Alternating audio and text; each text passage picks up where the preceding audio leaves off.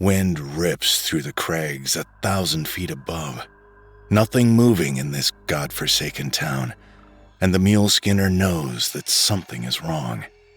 2 miles south stands Bartholomew Packer's Mine, the godsend, a 20-stamp mill that should be filling this box canyon with the thudding racket of the rock crushers pulverizing ore. The sound of the stamps in operation is the sound of money being made, and only 2 things will stop them: Christmas and tragedy. He dismounts his albino steed, the horse's pinked nostrils flaring, dirty mane matted with ice. The single-rig saddle is snow-crusted as well, its leather and cloth components, the mochila and shabrak, frozen stiff. He rubs George's neck, speaking in soft, low tones he knows will calm the animal, telling him he did a good day's work and that a warm stable awaits with feed and fresh water. The mule skinner opens his wallet, collects the pint of busthead he bought at a bodega in Silverton, and swallows the remaining mouthful, whiskey crashing into his empty stomach like iced fire. He wades through waist-deep snow to the mercantile, bangs his shopmaids on the doorframe. Inside, the lamps have been extinguished, and the big stove squats dormant in the corner, unattended by the usual constellation of miners jawboning over coffee and tobacco. He calls for the owner as he crosses the board floor, moving between shelves, past stacked crates and burlap sacks bulging with sugar and flour. "Jessup, it's Brady. You and back?" No one answers. The 12 burros crane their scrawny necks in his direction when Brady emerges from the murk. He reaches into his greatcoat, pulls out a tin of Star Navy tobacco, and shoves a chaw between lips and gums gone blackish purple in the last year.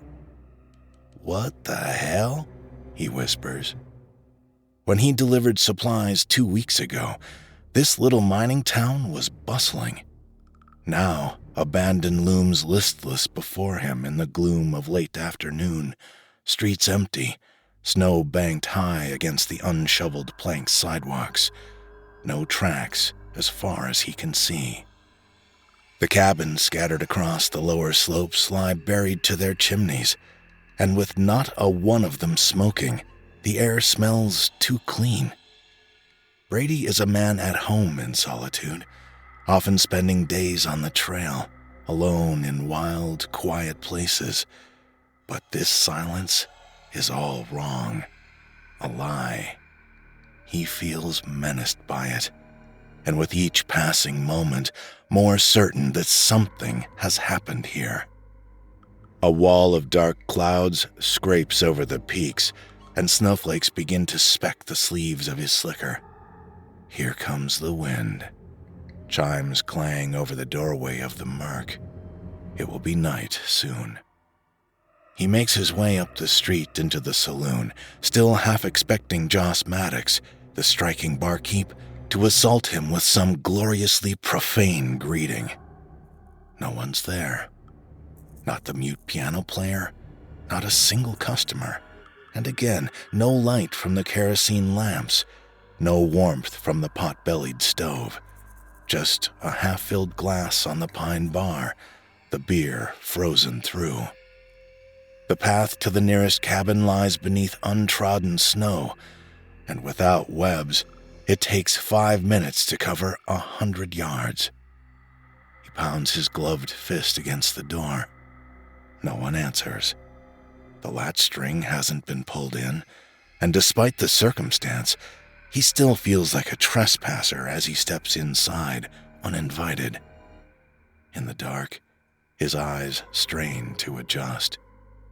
Around the base of a potted spruce tree, crumpled pages of newspaper clutter the dirt floor, remnants of Christmas. Food languishes untouched on a rustic table, far too lavish to be any ordinary meal for the occupants of this cramped one-room cabin. This was Christmas dinner. He removes a glove, touches the ham, cold and hard as ore. A pot sits there, the beans frozen in their broth. The cake feels more like pumice than sponge, and 2 jagged glass stems still stand upright, the wine having frozen and shattered the crystal cups.